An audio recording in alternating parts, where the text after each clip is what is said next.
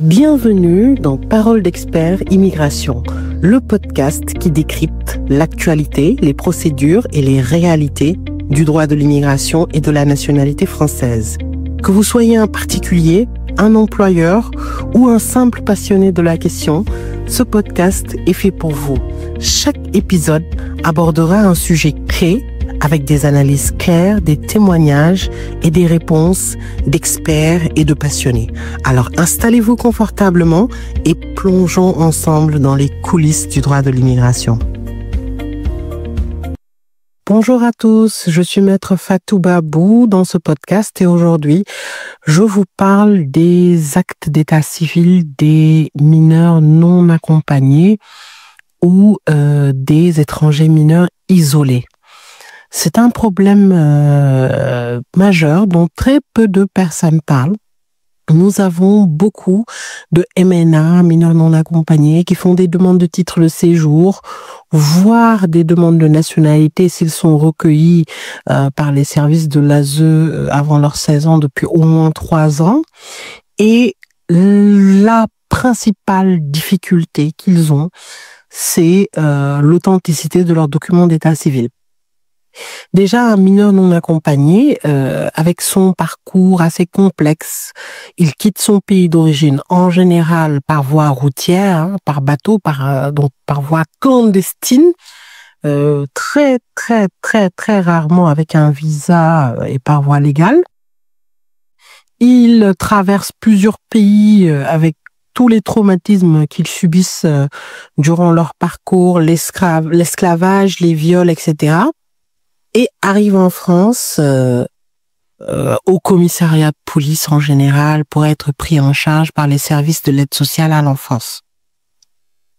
Et ils peuvent soit amener avec eux un acte de naissance, soit garder le contact d'un de leurs parents dans le pays d'origine qui pourra le leur délivrer. Pour tous les services en général qui aident et qui accompagnent ces mineurs non accompagnés, l'une des grandes difficultés, c'est de trouver les documents d'état civil. Et même lorsque les documents d'état civil dont l'acte de naissance est trouvé, cet acte comporte des erreurs. Nous avons eu des cas donc, dans le cabinet pour le Sénégal, pour la Côte d'Ivoire, pour le Mali, la Mauritanie et d'autres pays de l'Afrique de l'Ouest et de l'Afrique centrale, qui ont beaucoup de difficultés dans le cadre de leur système d'état civil.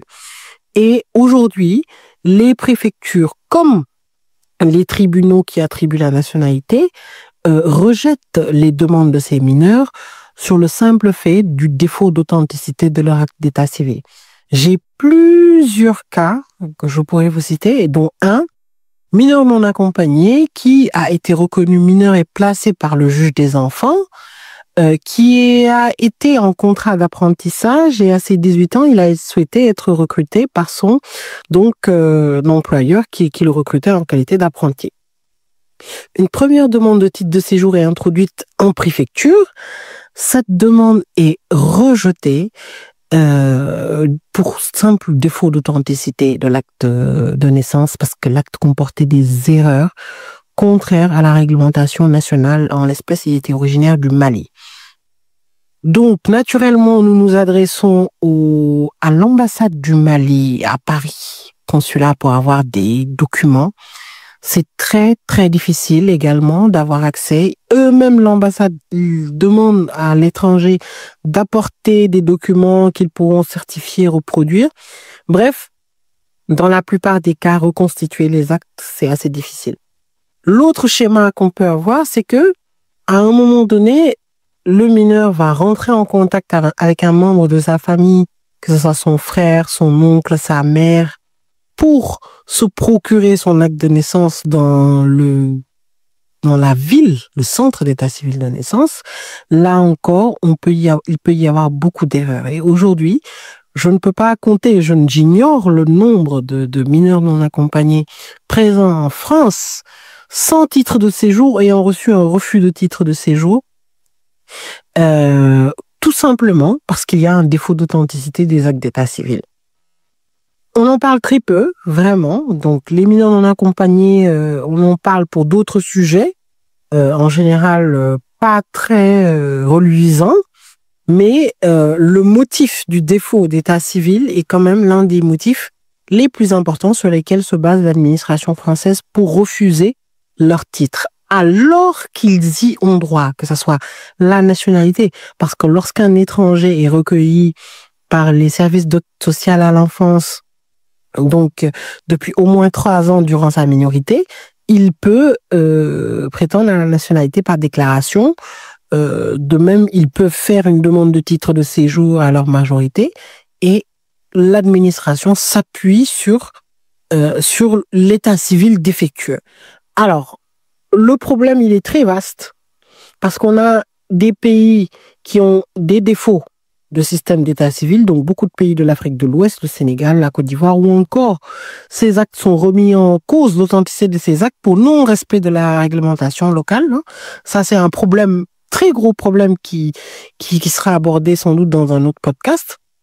Mais ce qu'il faudrait, c'est peut-être en France mettre en place un système qui leur permettrait, à partir du moment où le juge des enfants reconnaît leur minorité, le juge des enfants les confie au service d'aide sociale à l'enfance, prévoir un mécanisme, un dispositif qui leur faciliterait l'obtention d'un titre sans que puisse leur être opposé leur état civil. Voilà, parce que si les choses continuent telles qu'elles sont, non seulement elles vont s'empirer, mais ce sont ces conditions-là qui précarisent les mineurs non accompagnés, qui font qu'ils sont dans des difficultés.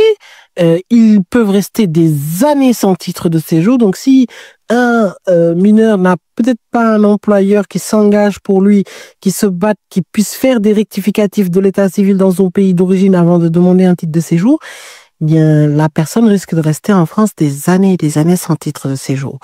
Donc, aujourd'hui, ce qui est dommage, c'est que, et c'est ce qu'on dit dans les Écritures, c'est qu'on ne peut pas avoir un juge des enfants qui prononce la minorité, enfin qui place l'enfant au service de l'aide sociale à l'enfance, et de l'autre côté, une préfecture qui se base systématiquement sur l'acte d'état civil pour refuser le titre.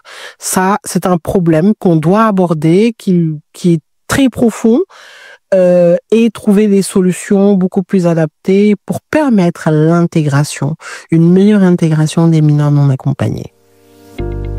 Merci d'avoir suivi ce podcast et continuez à nous suivre sur nos réseaux sociaux Facebook, Instagram, TikTok. Et à bientôt pour un nouvel épisode de Paroles d'experts immigration.